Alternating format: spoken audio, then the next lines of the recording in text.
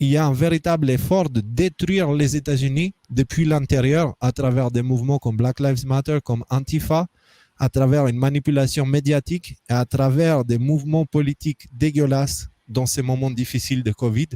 Donc, vraiment, les États-Unis, on sent qu'il y a une guerre hyper méga violente entre l'État profond et l'administration Trump.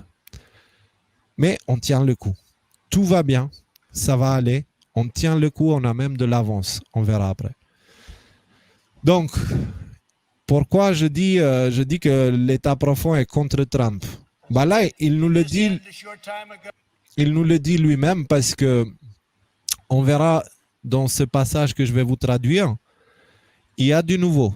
Il y a quelque chose qu'il faut qu'on garde précieusement dans un coin de notre tête. Ok, on va traduire 2 minutes de cette vidéo-là directement.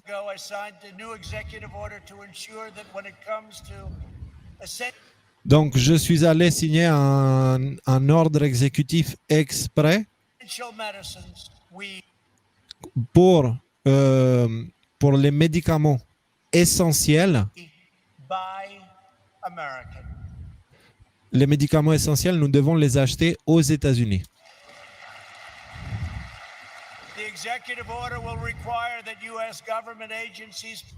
L'ordre exécutif va demander à ce que des agences des États-Unis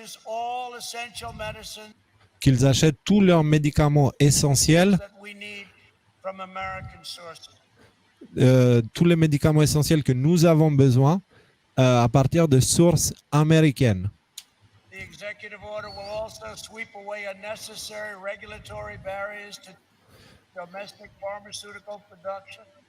Donc, cet ordre exécutif va aussi supprimer des barrières inutiles et complètement unnecessaires pour notre production de médicaments et va soutenir des modes de fabrication avancés qui vont permettre à nos médicaments de maintenir des prix très bas et permettre aux compagnies américaines de, comment tu dis, d'être capables de concurrencer sur la scène mondiale. On va pouvoir donc suivre la compétition, mais nous allons avoir les prix les plus bas. Au contraire de ce qu'on avait jusqu'à là, qui étaient les prix les plus élevés. Il y a des gens dans mon entourage qui vont au Canada.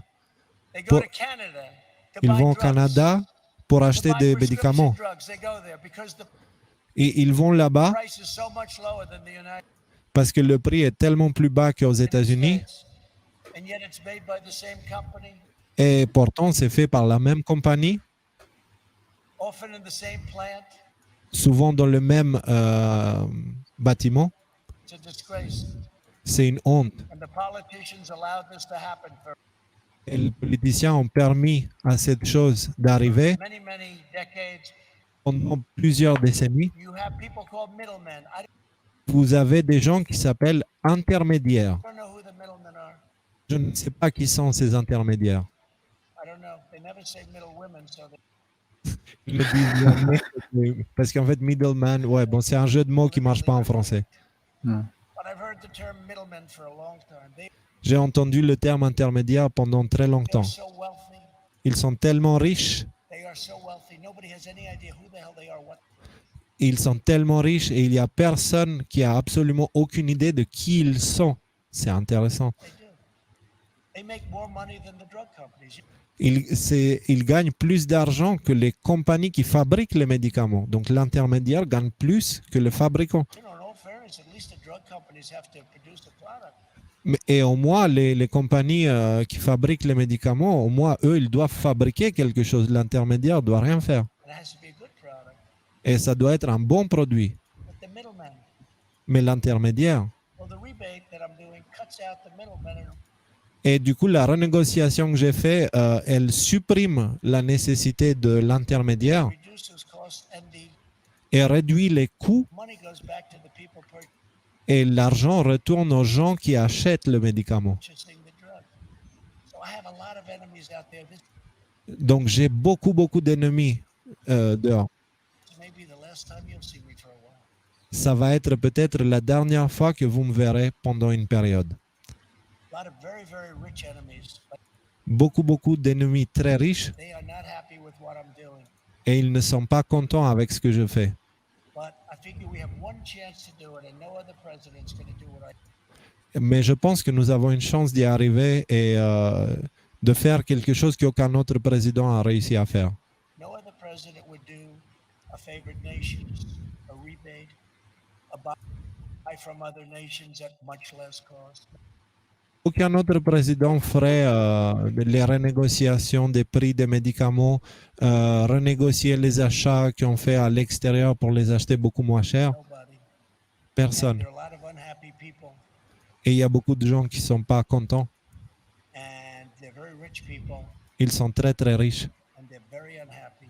et ils sont vraiment pas contents. Here's my fourth promise. Voilà, donc c'était cette partie-là. Donc, dans toute cette histoire, en gros, Trump a fait une négociation qui attaque directement la Big Pharma. Et en fait, il parle de ces intermédiaires qu'on ne sait pas qui ils sont, ce qui est vrai, et que ces intermédiaires-là sont aussi la raison de ce qu'il explique, une des raisons principales des prix très élevés des médicaments.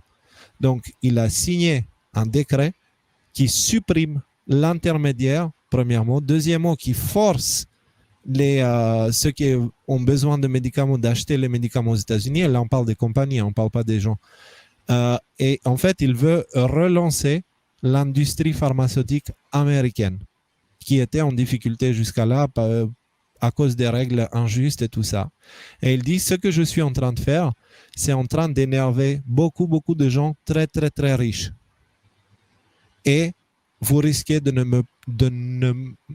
plus me voir pendant une période. Donc, je vais essayer de trouver l'article sur 17.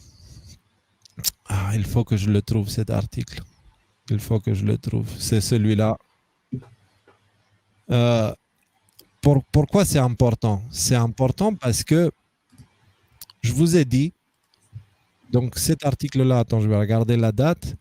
Il date du 15 juillet. D'accord? On est le 7, donc c'était il y a 3 semaines. Et à ce moment-là, on avait vu que c'était le moment de commencer la guerre. Et la guerre, elle a bien commencé. Et je vous avais dit, tout est en place, l'absence de Q, le Where We Go On, We Go All du général Flynn, etc.